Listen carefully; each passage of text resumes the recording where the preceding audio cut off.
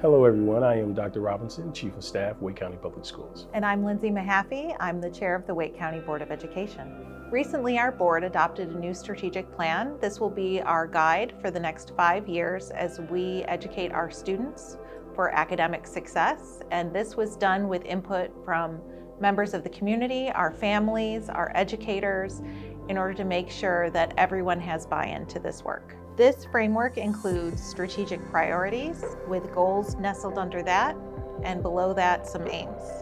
The 3 strategic priorities are student knowledge and skills, student dispositions and well-being, and operational effectiveness. These priorities are what our staff, parents, and students, as well as others, identified as critical focus areas for work that will move our district forward. We will measure our progress towards each of these goals with metrics that are rooted in excellence and equity.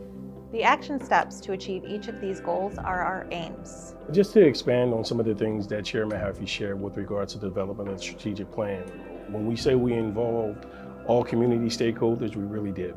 We had community outreach, we did thought exchange, we had separate sessions and focus groups. So within this strategic plan, you should really see your voices because your voices are captured. Our strategic plan is not a document that is going to sit on a shelf.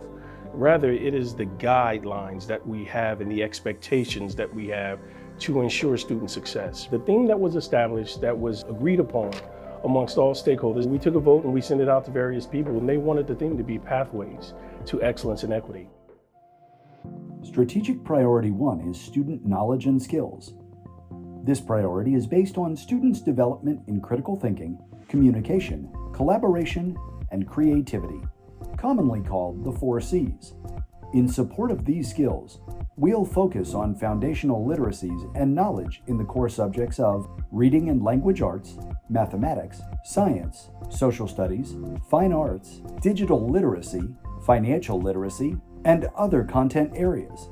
When I think about student knowledge and skills, the biggest thing is making sure that what we're doing for teaching and learning is meeting the needs of every one of our students in our school buildings so that they're successful when they are able to leave Wake County Public Schools and be able to be successful in whatever career that might be that they choose to do. When I think about what the priority is there, obviously, is refocusing our people on what's most important. When we're looking at the core of our work, it's to make sure that every kid is successful and ready to matriculate and be successful later in life. Every child can learn and every child can achieve what Wake County wants for our children. We're able to not only beyond the music, we're able to work with students on building those skills that they can take with them through high school and through the rest of their lives. So whether it's critical thinking skills on how to practice their instrument and how to get better, that's something that they can use in their everyday lives. And again, I think that really was what led us to be successful last year was finding something that the students could buy into, that they wanted to work at. And it was kind of those skills that we're trying to carry over and keep that ball rolling into the next year. I was having to find ways that I could adapt and make band accessible to all students. And that's something that my administrators last year really supported me with. They made sure that I had the resources and the means to make my class accessible. I think if the resources are applied correctly and if we focus on getting to know students and making those connections, I think that it is absolutely something that's achievable. Strategic Priority 2 is student dispositions and well-being.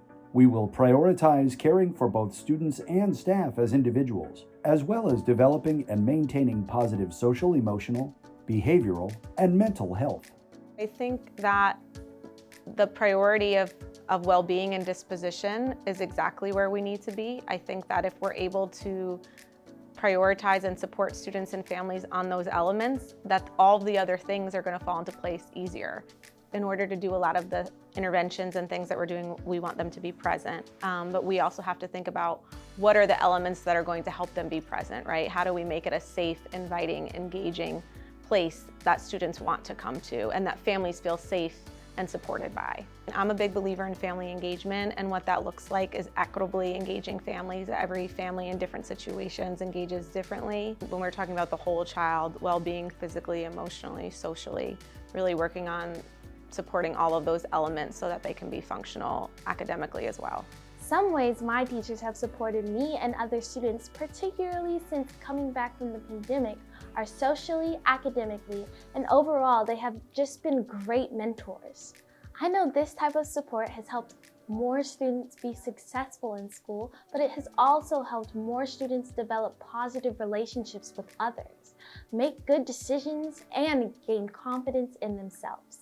This priority is proof that our district values all students' mental health, which goes hand in hand with their ability to learn and grow.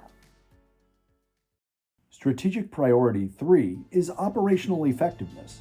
This priority means establishing systems and structures that allow us to support, recruit, and retain high-quality staff, and to provide timely and consistent service for every student and their families. I think it's very important to provide services to the families because some families don't have any way to get to school. You know, for me personally, I believe in coming to work because it is very important for kids to go to school. They're our future. In order to keep the good employees who want to stick around, it's got to be a priority. Yeah, there's a lot of challenges in it, but if you enjoy children and like them, it's also very rewarding. As a working parent or a parent on the go, juggling all the things, I've never once had to worry about being able to know that my kid is safe, my kid is fed, my kid feels comfortable.